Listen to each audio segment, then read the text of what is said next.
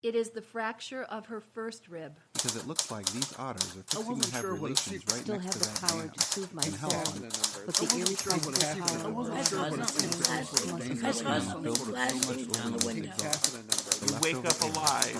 You wake up alive. You wake up alive. So long, feel my wings sometimes. 500 words or less. Tell a complete story. Sometimes have a twist ending. The rules of flash fiction are simple but challenging, and have drawn a group of writers to the Little Falls Public Library each week to share their work. They add one additional rule. The word of the week must be used someplace in the story. Flashcast is a showcase of their work, and each episode will feature stories inspired from the word of the week. The content that arises is astounding, the talent superb, and the creativity infectious. These stories are streaks of lightning, charged, compressed, and certain to entertain. Welcome to Flashcast. Laurel Doves, 1244. Père Jean, Grandmère's gracious friend, appeared in the doorway of her dreaming.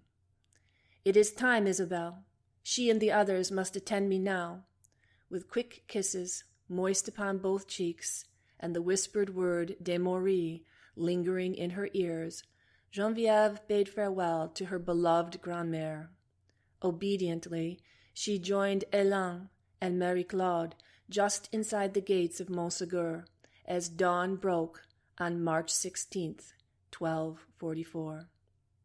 Following Père Jean through the gates and past the Pope's guards, Geneviève could not help but marvel at his most unusual display of richly embroidered attire.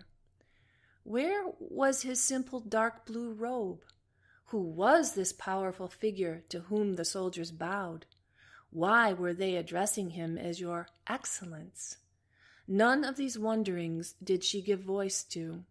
The tension in the two hands holding hers kept her silent. Thus it was that Père Jean, l'évêque, the bishop, led the littlest heretics away from the pyres and out of recorded history. Climbing down Montségur is harder than climbing up it. Its steepness and treacherous stones tempt delicate ankles to twist and snap when mornings are clear and eyes are tear-free. But the smoke that clogged the spring air stung tear-filled eyes, making a safe descent impossible. Marie-Claude lost her footing first. Grasping the hood of Hélène's cloak in desperation, they both tumbled down the sharp incline. Coming to rest in a tangle, both scrambled to their feet, bruised and in muddy disarray. Geneviève helped straighten their cloaks and picked the blue-green pine needles from their hair. "Beware, mes petites colombes. You cannot truly fly, and it is a long way down," cautioned Père Jean. His nickname, "My Little Doves," for the trio, brought the only smiles that would shine on this most tragic of days. Despite the desperate urgency of their flight, Père Jean ushered his little flock back up the path to where a side trail split off. Around a hairpin turn was a small clearing used in happier times by merchants to store their wares as bundles were ferried up the final ascent. There he let the girls catch their breath, but refused their questioning eyes. With their hoods thrown back, it seemed as if 3 halos gleamed in the hazy dawn. "Angels, not doves," he mused. "One golden blonde, one bright copper, and one burnished brown." Lifting hands in prayer, he whispered, "Thy will be done, God's will, not mine." Acceptance had been the hardest lesson for Jean. He had battled the outcome of this day for so long, since Béziers and Minerve, 3 decades of grief and fire. Today that struggle would end and fade like the smoke-filled breeze into memory. Tomorrow a new and more subtle campaign would begin, and its warriors would not be tired old priests. They would be little girls. His young charges, so different in appearance and personality, but united by blood, a very special line of blood, were destined to become the newest soldiers of the way. Keeping them safe was his sacred vow.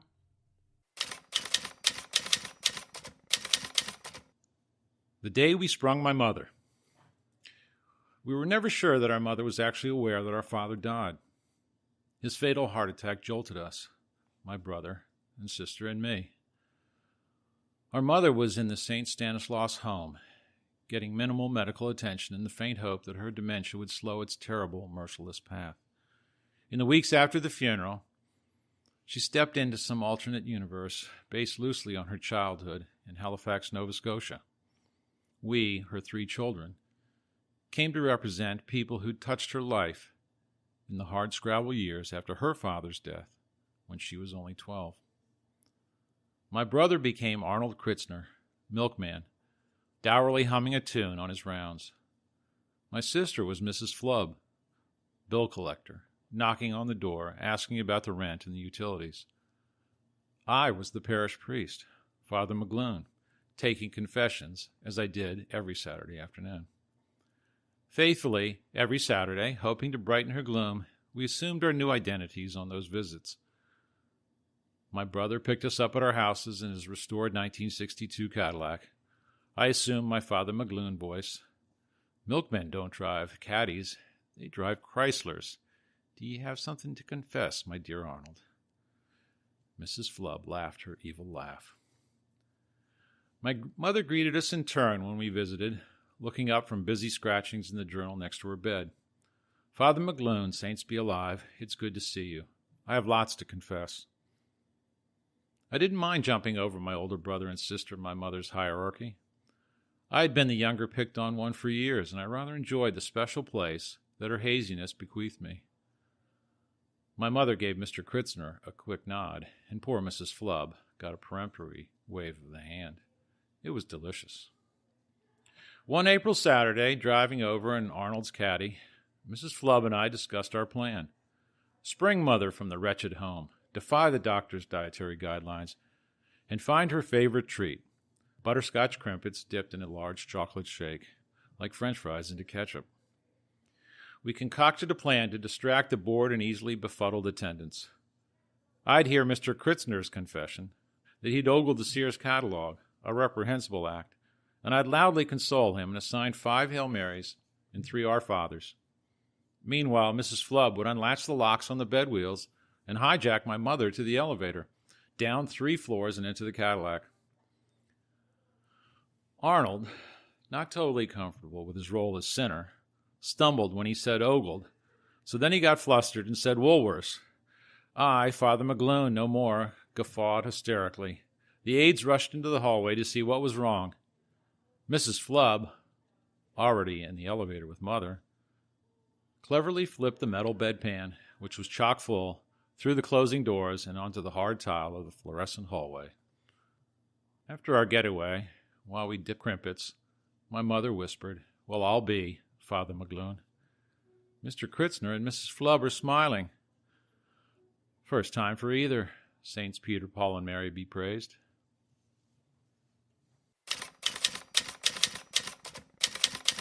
Spring. Many of us have seen you. We've all wondered at those swirling orbs overhead, those group formations of mysterious shapes, some modest, some gargantuan. We know about the vehicles which execute breathtaking aerial maneuvers as they accompany aircraft in flight. We've heard about the occasional interactions with terrified humans, and we worry. We wonder, who are you, and where did you come from? We already know what other planetary worlds are like because Hubble has shown us. We've seen inhospitable gaseous environments with deadly swings in temperature and the dryness everywhere with its parched, cracked surfaces, colors proclaiming death, the sickness of gray dust and orange-red deposits of unknown minerals poisoning the surface, and always dryness everywhere. We know you supplied assistance to our race in the past because Einstein and Tesla have told us of their mental connections to intelligence greater than theirs. You leading the way has resulted in giant leaps forward for the common good in many ways. We value the unbelievable physical remnants in which you played a part. They attest to your concern for our welfare and advancement and give us hope that you're here for a benevolent purpose. Yes, we know about the moon and the truth that it was always not there.